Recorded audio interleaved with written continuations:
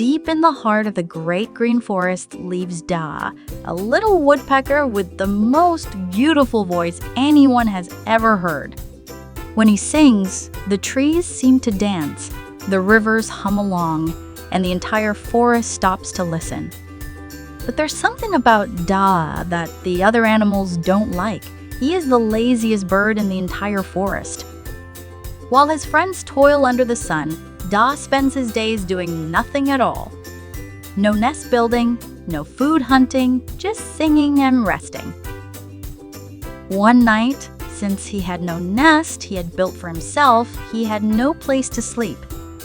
He therefore decided to go from door to door, begging animals in the forest and for a place to sleep. Despite begging earnestly throughout the night, nobody wanted to let him in.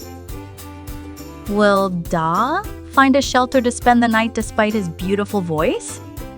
Find out in this thrilling adventure full of wonder, surprises, and an important lesson about hard work and responsibility.